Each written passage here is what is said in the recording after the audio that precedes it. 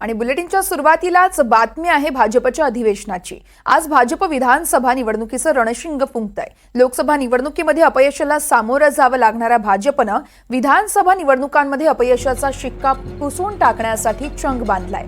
आज अमित शहांच्या उपस्थितीत पुण्यात बालेवाडीतील शिवछत्रपती क्रीडा संकुल या ठिकाणी प्रदेश कार्यकारिणीचं अधिवेशन पार पडणार आहे।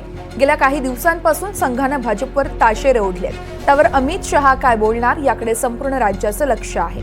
गेल्या 4.5 वर्षात दुरावलेला संपर्क सेतू हा पुन्हा जोडण्यासाठी काढल्या जाणाऱ्या संवाद यात्रेची तयारी आणि विधानसभेसाठी व्यूहरचना याचे आराखडे देखील अधिवेशनात बांधले जाणार आहेत। त्यासाठी दस्तूर खुद्द केंद्रीय गृहमंत्री अमित शहा हे उपस्थित राहणार असल्यानं बालेवाडीत शाही बडदास्त ठेवण्यात आली आहे। मात्र राज्यातील पराभवानं यावेळेस चिंतन आणि मनन करतानाच अमित शहा यांच्याकडून पदाधिकाऱ्यांची कशी कानउघडणी होणार या संदर्भात उत्सुकता असणार आहे।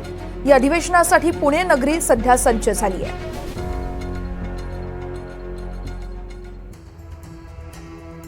तर आज भाजपचं अधिवेशन आहे। सकाळी 11 वाजता अधिवेशनाचं उद्घाटन होईल।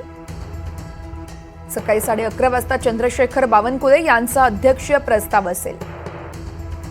दुपारी 12 वाजता रावसाहेब दानवे अभिनंदनाचा ठराव मांडतील। तर दुपारी 12:30 वाजता नितीन गडकरी यांचं मार्गदर्शन असेल। 2:30 वाजता फडणवीस हे मार्गदर्शन करतील।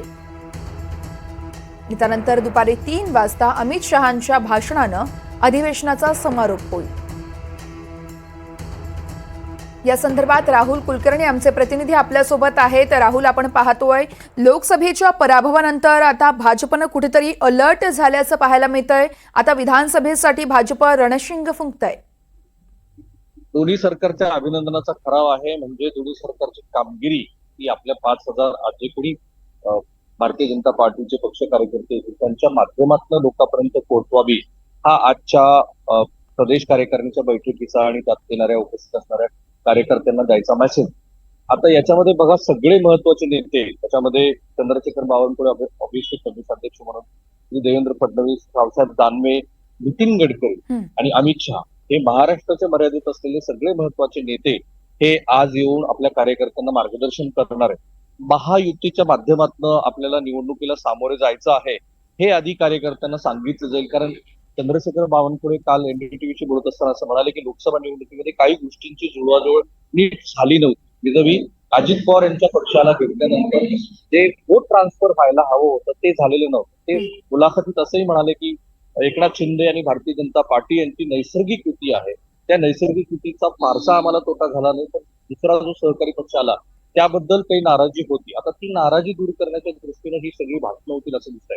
म्हणजे राज्य सरकारचा कारभार तो लोकांपर्यंत घेऊन जाणं, केंद्र सरकारचा कारभार तो लोकांपर्यंत घेऊन जाणं आणि ज्या त्रुटी होत्या, जे काही फॉल्स नॅरेटिव्ह वगैरे विरोधी पक्षांनी सेट केलं आणि त्याचा फटका बसला, त्या 2% मताची गोष्ट श्री देवेंद्र फडणवीस करतायत, हे सगळं कार्यकर्त्यांना सांगणं, त्यांना रिचार्ज करणं आणि विधानसभा निवडणुकीमध्ये ज्या चुका पूर्वी झालेल्या होत्या त्या चुका दुरुस्त करण्याच्या दृष्टीनं आजचं अधिवेशन महत्वाचं आहे। मला वाटतं एक 2-3 पॉलिटिकल नेरेटिव्ह सुद्धा भारतीय जनता पार्टी आज सेट करू शकते। जसं काही जे प्रश्न असतील कार्यकर्त्यांच्या मनामध्ये की या विधानसभेच्या निवडणुकीला कुणाच्या नेतृत्वामध्ये सामोरे जायचं, तर काल बावनकुळे असं म्हणाले की एकनाथ शिंदे यांच्याऐवजी महायुती म्हणून आम्ही या निवडणुकीला सामोरे जाऊ। बऱ्याच कार्यकर्ते आणि नेत्यांच्या मनात हा प्रश्न असेल की आपल्याला विधानसभेच्या निवडणुकीची संधी मिळेल का, पक्षाचे जागा वाटपांचा फॉर्म्युला काय असेल, त्या संदर्भातलंही थोडंसं विवेचन होऊ शकतं। एकंदरीत ह्या सरकारची या अर्थसंकल्पानंतर ज्या वेगवेगळ्या योजना घेऊन हे सरकार आलेलं आहे, त्या सरकारच्या योजना लोकांपर्यंत पोहोचवा। हे सरकार हे तिन्ही पक्षाचं एकत्रित असलेलं सरकार आहे आणि एकत्रित असलेलं सरकारच येणाऱ्या विधानसभा निवडणुकीला सामोरे जाणार आहे, हे लोकांपर्यंत घेऊन जा। आणि विरोधी पक्ष जे काही नेरेटिव्ह सेट करतो आहे असा भारतीय जनता पार्टीचा आक्षेप आहे, तर त्याला काउंटर असणारे नेरेटिव्ह तुम्ही सांगा। अशा पद्धतीनं आजच्या ह्या मेळाव्याचं एकूण नियोजन केलेलं आहे असं दिसतं आहे। सगळे महत्वाचे नेते बोलतील आणि त्यानंतर कार्यकर्त्यांनी रिचार्ज व्हावं अशी किमान प्रदेशाध्यक्षाची तरी अपेक्षा आहे।